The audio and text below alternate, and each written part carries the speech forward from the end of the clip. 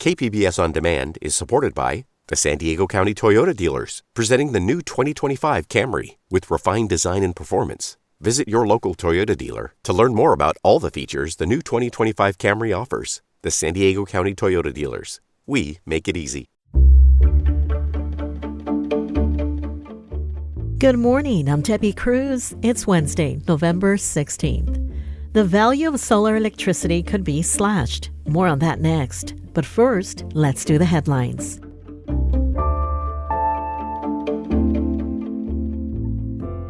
Graduate student workers and teaching assistants at UCSD are striking for better wages and working conditions.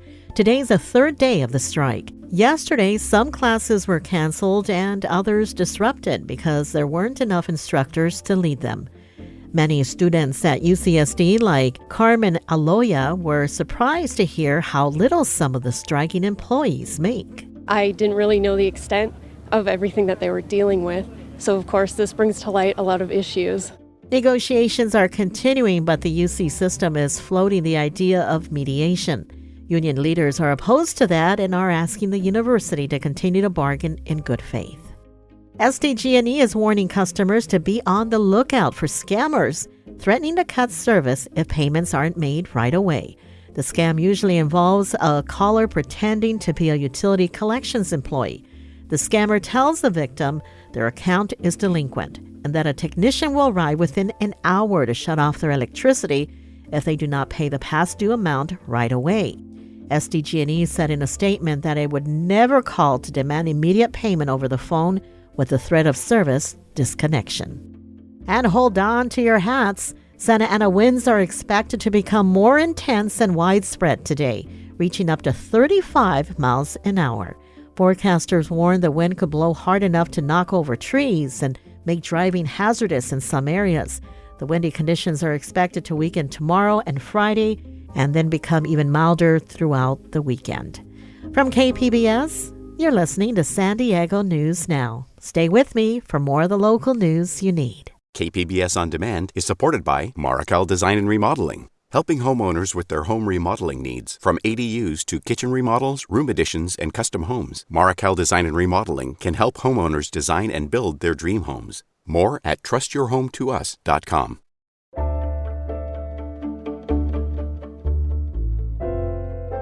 The uncertainty hanging over California's solar marketplace is beginning to clear now that regulators have unveiled their plan to reshape solar rules. KPBS environment reporter Eric Anderson says regulators are hearing from the affected parties today. It'll be the last chance for public input before the commission votes next month. Belinda Martinez moved into one of Oceanside's older neighborhoods in 2003 after finding a Spanish colonial cottage on a rare, oversized lot. We fell in love with the neighborhood, our neighbors. Martinez added 13 solar panels just over 5 years ago. The solar array is located on the home's flat roof, keeping it mostly hidden from the street. But the impact is very visible on the Martinez's electricity bill. We've only seen credit on our utility, so basically we have no electrical bill. That bill credit comes from California's net energy metering regulations.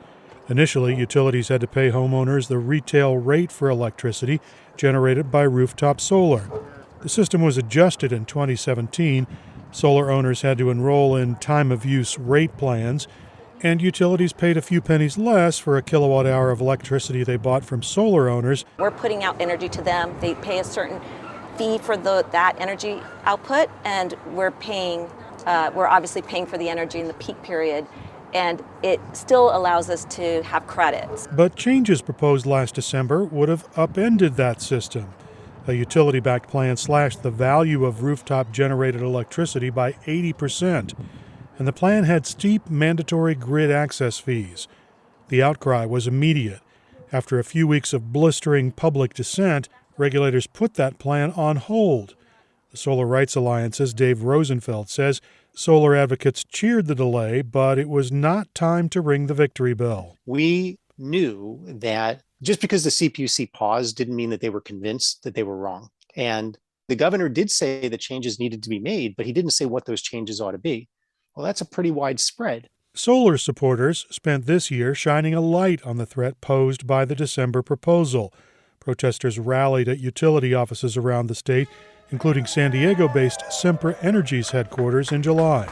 Please reverse course on your attack campaign on rooftop solar and chart a new path that collaborates. A Sacramento rally in October appealed to Governor Gavin Newsom, asking him to protect the solar industry's 67,000 jobs. Rosenfeld says advocates lobbied lawmakers, and for months they flooded CPUC meetings with public comment. It's very rare for the regular public to interact directly with the CPUC. For most of the time that this campaign has been going on, too, we've been in a COVID type of environment where the CPUC wasn't even meeting in person. It wasn't until the spring that there was even an in-person meeting where the CPUC would be in a position to look the public in the eye and hear from members of the public. The California Solar and Storage Association's Bernadette Del Chiaro says economics are at the heart of the solar issue. Advocates want to make sure homeowners see financial benefits for their solar arrays. If you put a $25,000 into a solar system, how many years does it take for that upfront investment to pay for itself in savings, in utility bill savings? Remove the financial incentive, supporters say, and solar installations grind to a halt. But the state's investor-owned utilities say grid expenses are being shifted to non-solar customers. Kathy Fairbanks is with the utility-funded group Affordable Access for All. We want the CPUC to reform the net energy metering program to make sure that everyone is paying their fair share. The new proposed rules didn't please either side. The onerous grid connection fee is gone, but the value of electricity generated by rooftop solar is being slashed. Pro-utility groups say non-solar customers still pay an unfair share of baked-in grid costs. Solar industry backers say removing financial incentives will slow solar adoption, which is bad for the state's climate goals. Regulators could tweak the plan based on the Wednesday hearing, and they remain poised to make a final decision in mid-December. Eric Anderson, KPBS News.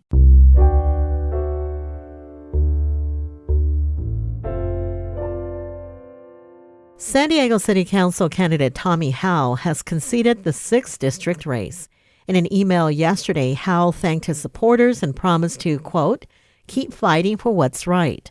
Kent Lee won the 6th district seat with 60% of the vote. Last week's election gives San Diego a city council completely made up of Democrats. Speaking of election results, John Hammerling conceded the San Diego County Sheriff's race to Kelly Martinez Monday night. Sheriff-elect Martinez hasn't been sworn in yet, but she's already appointing new senior-level staff. KPBS reporter John Carroll tells us Martinez will face bigger challenges than appointing staff once she takes office. The biggest of those challenges is arguably changing the way the Sheriff's Department runs San Diego County jails. The county now has the dubious distinction of having the most in-custody deaths of any county in the state. The North County Equity and Justice Coalition's Yusef Miller says his group is ready to work with Martinez, but he says the jury is out on whether Martinez will be willing to make the changes he says are needed. Her ability to do what we need to save lives in custody is also tempered with needing to work with her to make sure that these reforms are implemented. We reached out to Martinez, who is currently the undersheriff, but were told she was unavailable for comment. John Carroll, KPBS News. The midterm elections have provided some lessons for the next generation of voters. KPBS education reporter MG Perez visited one North County classroom to talk with students. High Tech High North County in San Marcos has a senior class of 95 students. Although most of them are not old enough to vote yet, they have been learning lessons in how the U.S. government works, and even when it doesn't. 17-year-old Sinky Chapman is a senior who wants to study abroad in college and maybe visit her home country of Somalia. I'm proud to be an American because I'm proud to challenge everything that is America and really understanding that we have a lot of things that we have to solve. The High Tech High North County senior class conducted their own election earlier this month, asking students in 9th through 11th grade to vote on all the California propositions. The student results will be announced at a school assembly December 16th. MG Perez, KPBS News. Coming up, Leaders of a local nonprofit spark controversy over loaning $70,000 worth of antiques. We'll have that story next, just after the break.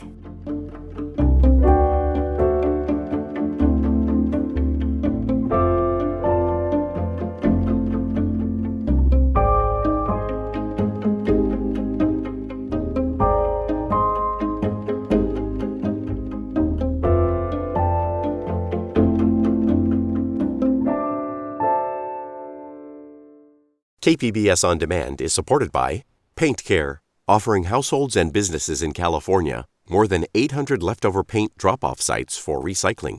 Quantities of 100-plus gallons of paint may qualify for a large volume pickup. Learn more at paintcare.org.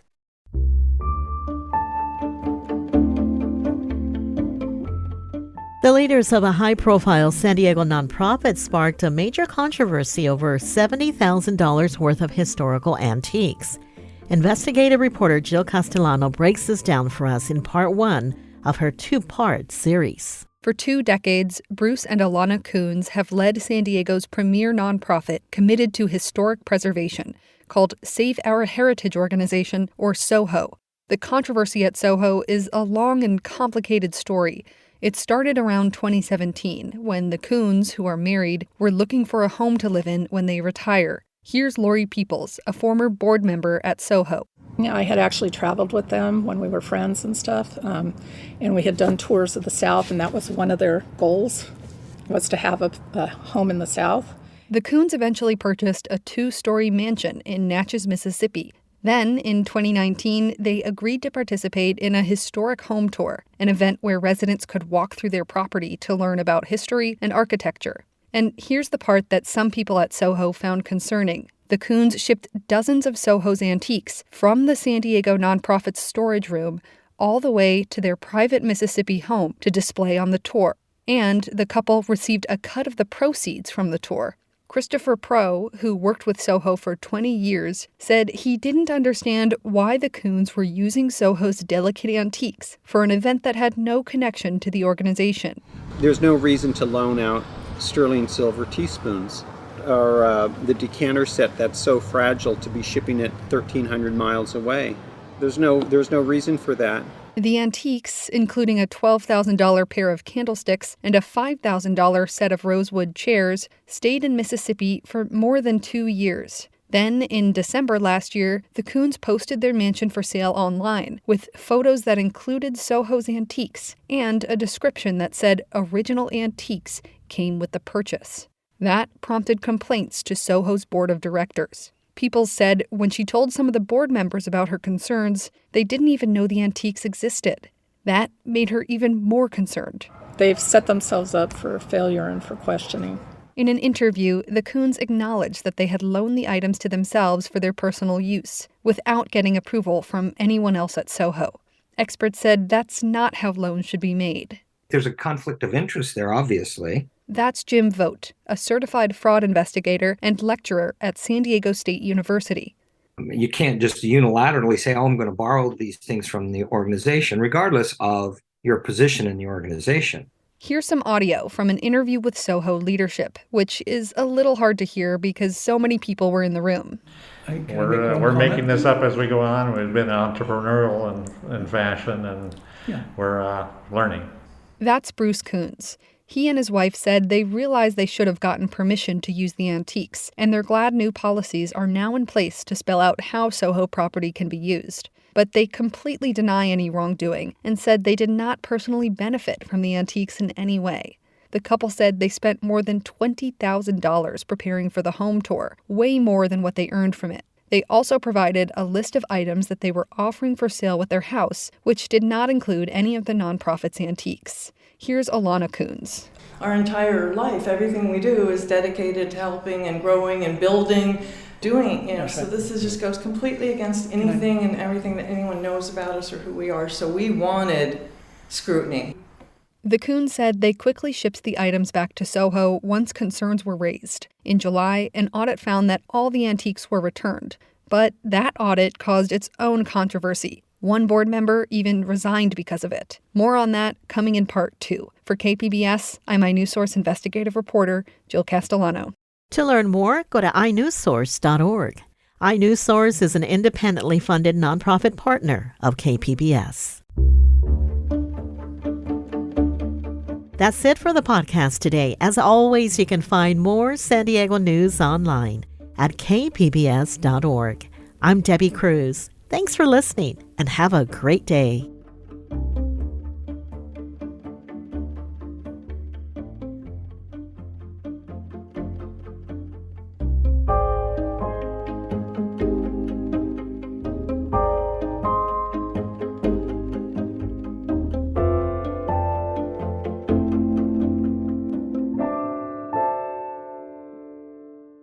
KPBS On Demand is supported by Fleet Science Center's newest exhibit, Survival of the Slowest. See firsthand how nature's smallest, slowest, and weakest creatures can not only survive, but thrive in the wild. Open May 24th through September 1st. Learn more at fleetscience.org.